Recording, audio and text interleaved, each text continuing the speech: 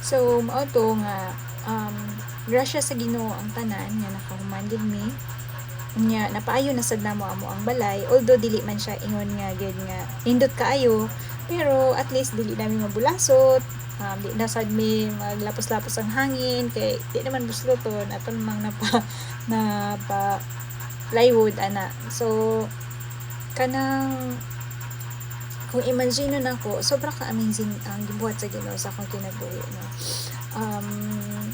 Kung giun sa niya pagpauswag, giun sa niya pag kanang pag-guide nga tanan ako mga manghod nagbinuutan, wala sila nagbinuang sila pag-eskwela dayon kanang sige ani ako ang papa sa una giampo nako na nga kanang muuli siya sa amoa unya karon ni uli na pod dayon na siya sa balay, naman siya laing pamilya pero kalimtan na lang nato to kay saon na naman. So wala mi nagtanom o kanang sige ani kanang kasuko kayugot sa mong papa maski ni nana ang hitabo kay kanang blessing in disguise nga nainad to siya.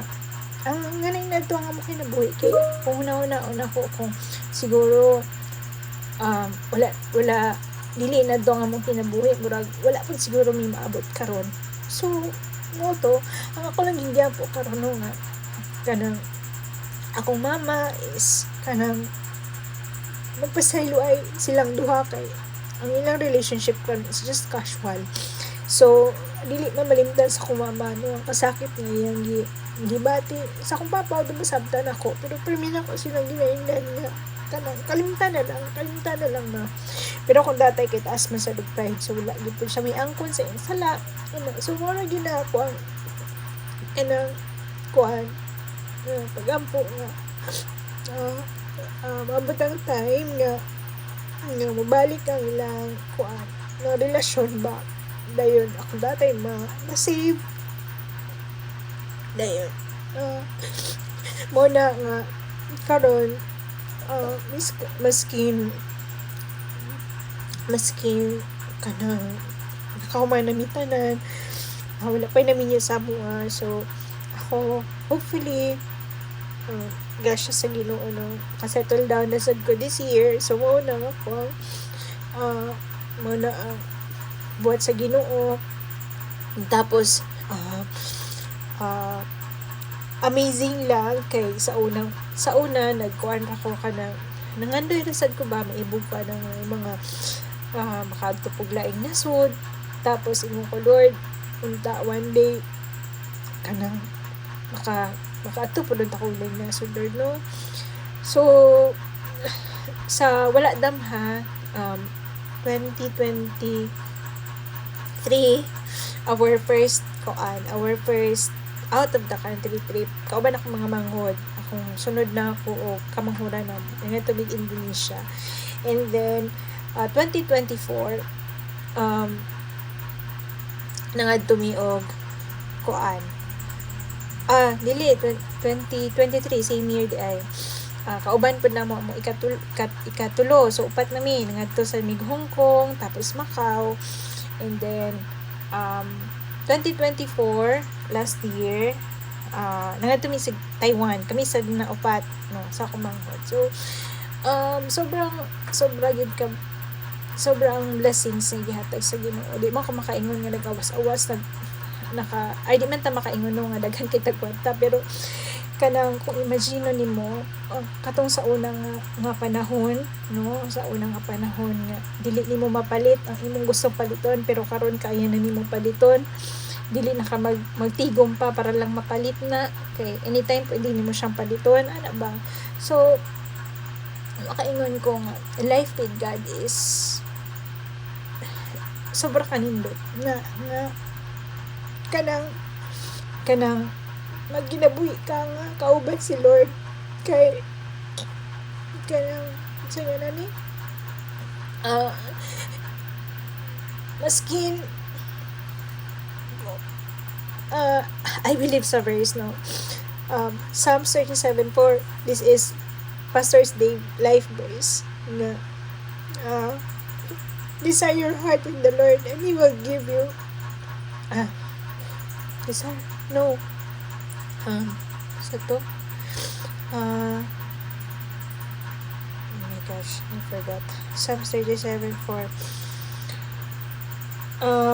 Delight yourself in the Lord and He will give you the desires of your heart.